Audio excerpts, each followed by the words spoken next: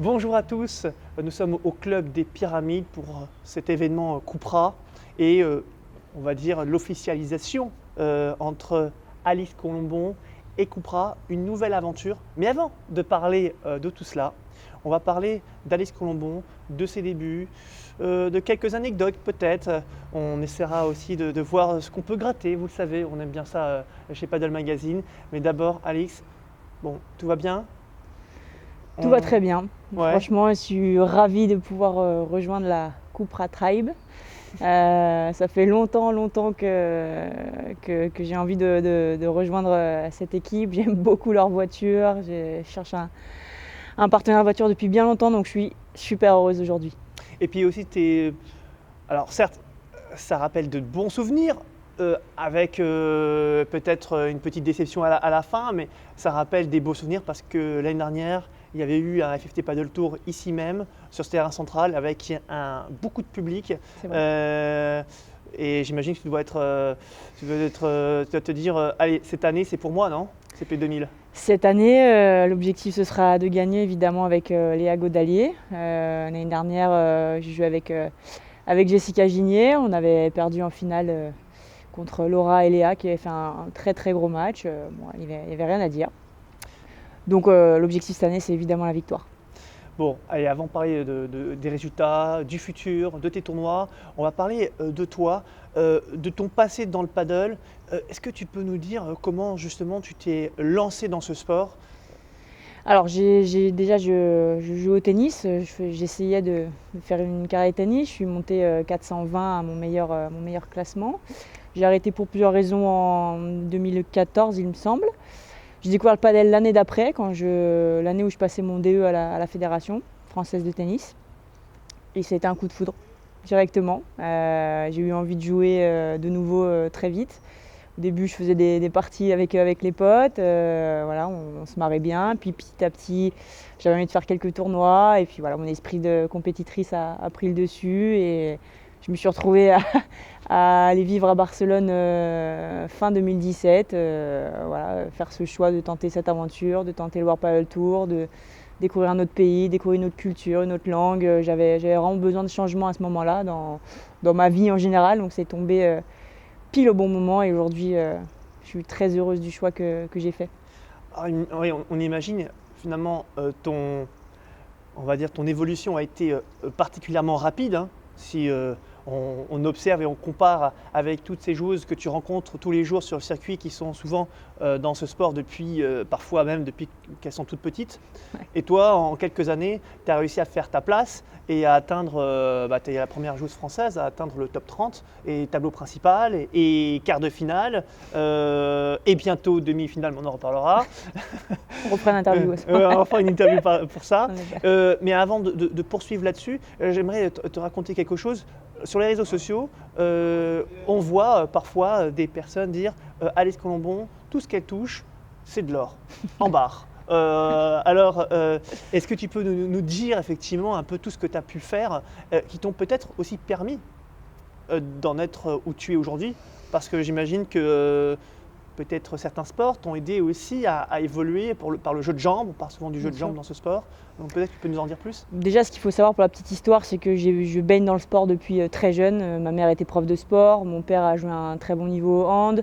Voilà, on a une culture sport à la maison assez importante. On regarde tout ce qu'on peut regarder à la télé, on regarde. Donc voilà, j'ai baigné dans cet univers-là depuis très petite. J'ai commencé le tennis très tôt. Comme j'ai dit avant, mon objectif c'était d'être une joueuse de tennis professionnelle. Il se trouve que voilà, mon meilleur classement ça a été donc 420 comme je l'ai dit. J'ai eu l'occasion de jouer Roland Garros en double en 2013 je crois. C'était une super expérience. J'ai arrêté le tennis pour plusieurs raisons. Je me suis mise au foot un peu pour le délire. Je voulais parler avec toi de foot. Parce qu'on me dit, Alice Colombon, elle aurait pu devenir une grande joueuse de foot. Alors, est-ce que tu peux nous en dire plus? On le saura jamais, mais c'est vrai qu'à 13 ans, 12 ans, j'ai dû faire un choix entre le tennis et le foot. Je faisais les deux. J'ai essayé de faire les deux jusqu'au plus tard possible. J'ai dû faire un choix à un moment donné. Je me suis portée sur le tennis, mais c'est vrai que le foot a toujours eu une grande partie dans ma vie. J'ai toujours adoré ça. A priori, j'aurais pu aller à l'OL féminin quand j'étais jeune. Bon voilà, ça s'est pas fait, je me suis dirigée vers le tennis. Le tennis et la carrière que j'ai pu avoir fait aussi certainement que j'en suis là aujourd'hui, j'en sois là aujourd'hui au padel. Très certainement, c'est mon histoire, ça m'a amené, c'était mon destin, ça m'a amené jusqu'au padel. Et il se trouve que quand j'ai arrêté le tennis, je me suis mis au foot pour le délire, à un club à côté de chez moi. Et c'est vrai que je suis montée assez vite, j'ai commencé dans l'équipe 3, au bout de 3 matchs, j'ai passé en équipe 2, après en équipe 1 et on a joué en division 3. Et tu penses que tu aurais pu aller plus loin peut-être dans le foot? Tu aurais pu devenir une joueuse de l'équipe lyonnaise voilà. Est-ce que tu sentais que tu avais un potentiel pour aller plus loin? Parce que tu as commencé ta phrase en disant « j'y suis allé pour le fun ». Est-ce que tu t'es pas dit à un moment donné, un peu comme tu le fais aujourd'hui dans le paddle, ok, j'y suis allé pour le fun, mais maintenant c'est le fun, mais aussi je deviens une professionnelle et j'essaie de m'impliquer encore plus. Est-ce que tu as eu peut-être ce schéma dans le foot ou non? Non, le foot, ça a été vraiment le fun parce que finalement, j'ai commencé tard. Alors, il est vrai, et puis j'ai découvert le padel en même temps, en fait. Ah, et d'accord. du coup, je pratiquais les deux.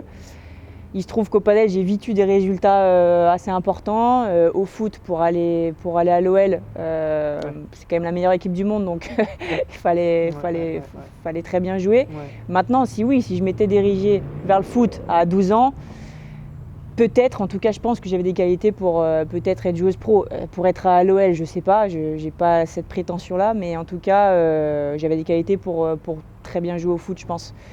Maintenant, quand j'ai commencé en 2016, c'était vraiment pour le fun. C'était pas.